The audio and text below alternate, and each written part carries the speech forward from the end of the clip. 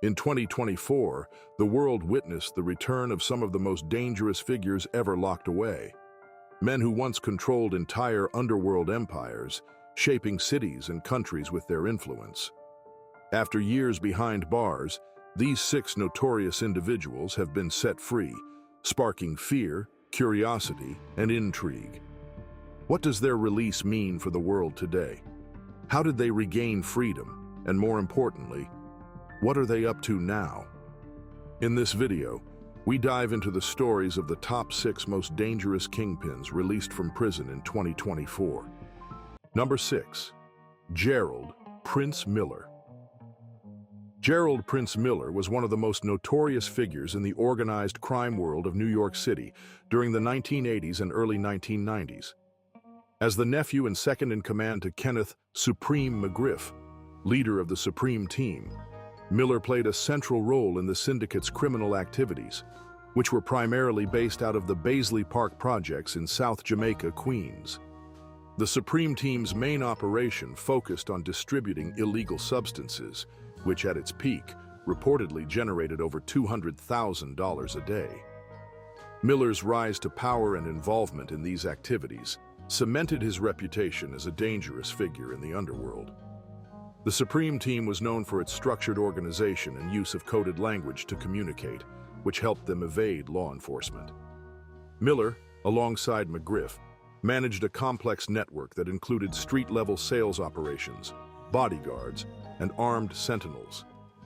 Despite law enforcement targeting the group, Miller's operations continued to flourish during the late 1980s, with significant daily revenue from the sale of controlled substances. When McGriff was arrested in 1987, Miller took over the leadership of the Supreme Team and restructured its operations. He was responsible for rebuilding the gang, reclaiming its territory, and reinstating its hold on the local business. Under Miller's leadership, the Supreme Team resumed its violent tactics, deploying increased security forces and executing numerous hostile actions to maintain control. This period saw Miller solidify his reputation for ruthlessness and his ability to maintain dominance in the volatile, illicit substance market. Miller's dangerous nature was further demonstrated by his involvement in a series of confrontations and incidents linked to hostile takeovers and violence aimed at competitors or disloyal members within the gang. Despite various attempts by law enforcement to dismantle the Supreme Team, including raids that seized cash, weapons, and illegal materials, Miller's operations persisted. Miller's reign as leader came to an end when he was arrested in 1992 and later convicted on federal charges related to his criminal activities, including trafficking and conspiracy. This arrest marked the fall of the Supreme Team's empire, as Miller's conviction and subsequent imprisonment for 32 years took him off the streets. His long sentence underscored the seriousness of the charges against him, which were connected to his role in managing the team's operations during its most violent and profitable years. Gerald Prince Miller's story, however, did not conclude with his incarceration. In 2024, after serving 32 years, Miller was released from prison on September 11th. Number 4. Demetrius Edward Big Meech Fenor is one of the most notorious figures in the world of organized crime in the United States. Born on June 21, 1968 in Detroit, Michigan, he, alongside his brother Terry Southwest T. Fenor, founded the Black Mafia family, BMF, in 1985. Starting small, they worked their way up from selling small amounts of illegal substances in Detroit to controlling a massive nationwide distribution network. By the early 2000s, BMF was running operations across multiple states and was connected with major cartels, establishing a stronghold in the illegal substance trade that made them highly influential and dangerous. Big Meech was at the center of BMF's operations, and their operations reportedly involving over 500 members. Prosecutors estimated that the organization made over $270 million during its reign. The Illicit Substance Enforcement Administration had been investigating the Fenor brothers for years, and by 2003, the authorities had wiretapped conversations between Terry and other associates, which revealed the inner workings of their criminal enterprise. Terry expressed concerns that Meech's excessive partying was attracting too much attention. The federal investigation gathered over 900 pages of transcripts from Terry's phone, building a strong case against the brothers and their criminal organization. In 2005, the walls finally closed in on the Flannery brothers. Big Meech and Terry were indicted under the Continuing Criminal Enterprise Statute, a powerful federal charge used to bring down major crime figures. They were arrested, and after lengthy legal battles, both brothers pled guilty in November 2007 to operating a criminal enterprise that spanned several states. In September 2008, they were each sentenced to 30 years in federal prison for their roles in running one of the largest illegal substance trafficking operations in the country. In October 2024, Demetrius Big Meech Fenor was released from federal prison.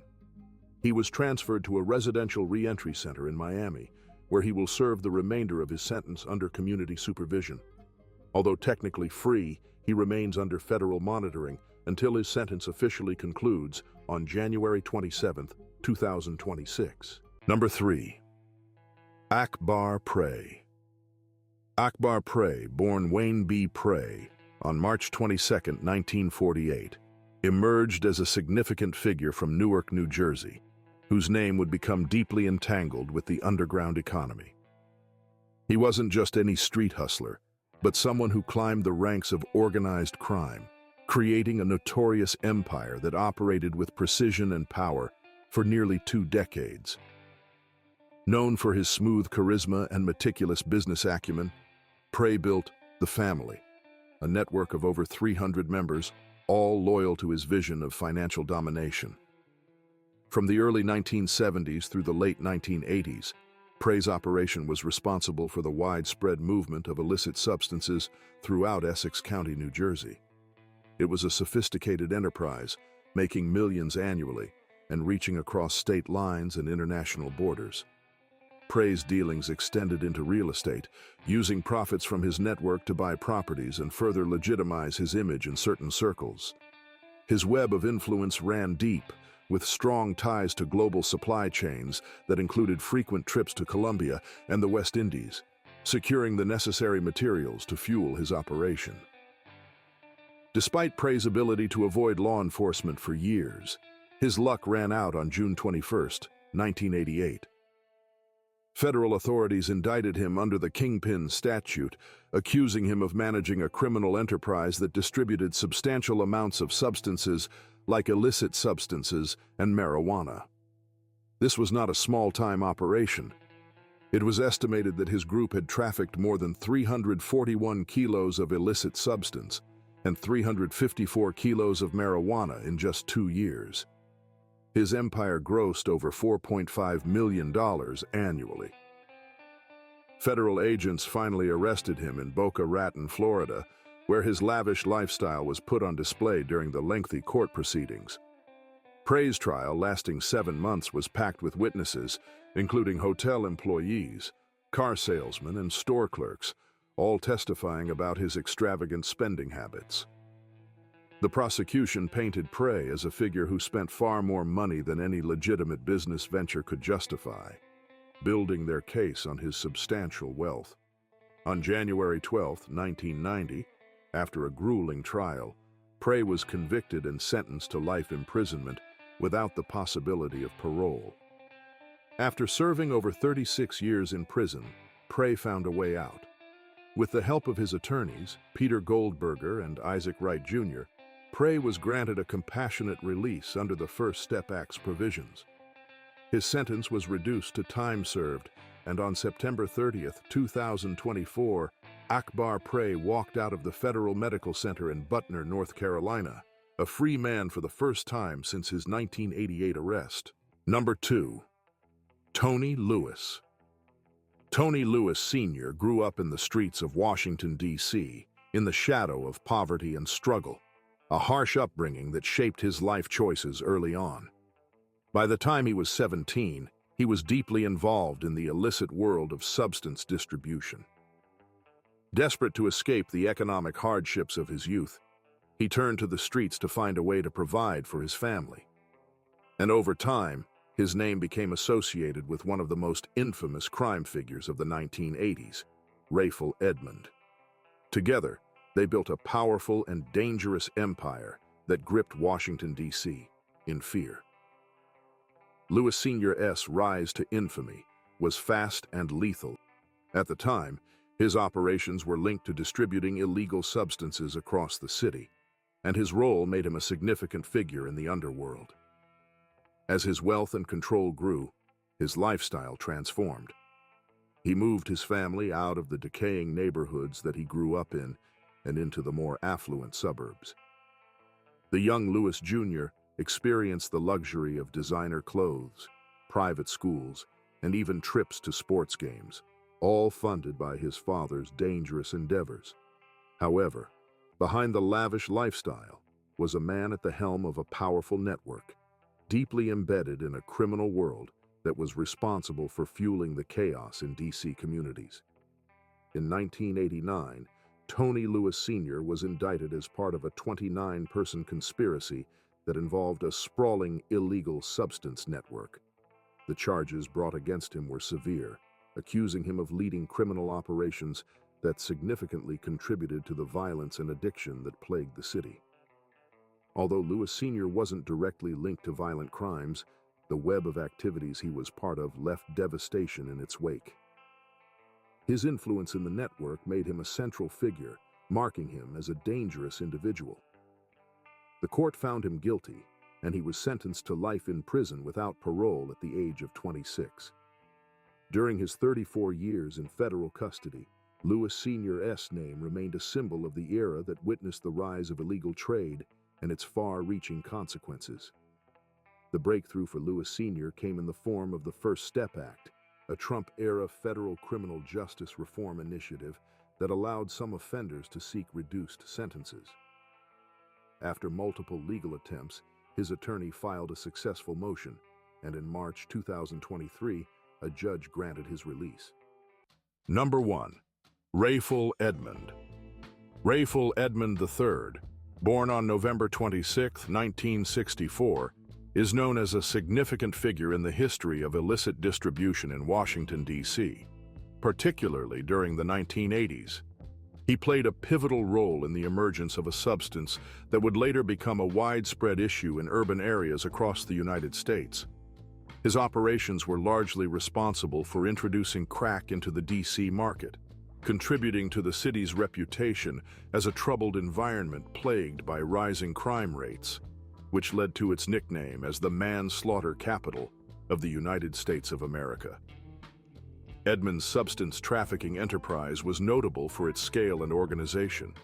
In 1992, it was reported that he and his associates were purchasing between 1,000 and 2,000 kilograms of illegal substances weekly from the Trujillo Blanco brothers, linked to the Medellin cartel.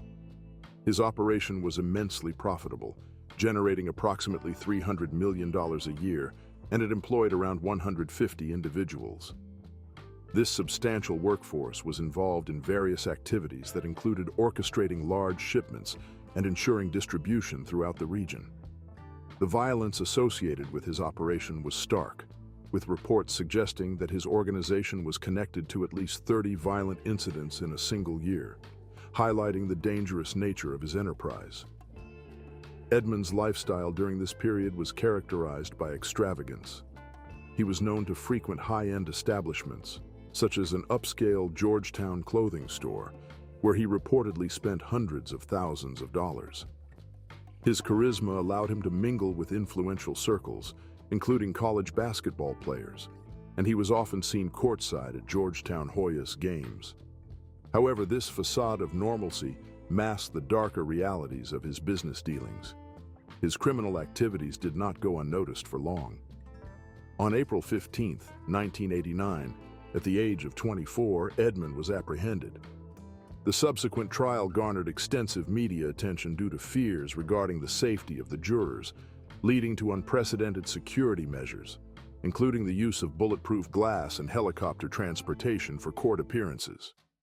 Ultimately, he was convicted of numerous charges, including engaging in a continuing criminal enterprise, conspiracy to distribute, and employing minors in illegal activities. On September 17, 1990, he received a life sentence without the possibility of parole, a severe outcome reflective of the serious nature of his offenses. Even after incarceration, Edmund's connections and activities did not cease. While imprisoned at Lewisburg Federal Penitentiary, he maintained contact with various associates and continued to coordinate dealings. His involvement in illegal activities from within prison led to an additional 30-year sentence in 1996 for conducting business over the phone with associates outside. Despite his convictions, he later became an informant for federal authorities, assisting in the arrest of several individuals involved in similar activities, which ultimately played a role in securing a reduction in his mother's sentence for her involvement in his operations. Throughout his time in prison, Edmund remained a controversial figure. His release on July 31, 2024, came as a surprise to many, particularly since he had been serving multiple lengthy sentences. After more than 3 decades behind bars, he was transferred to a halfway house in Nashville, Tennessee. The circumstances surrounding his release ignited debate, with some arguing that his cooperation with authorities and expressed remorse warranted a second chance, while others questioned the implications of releasing someone with such a notorious past.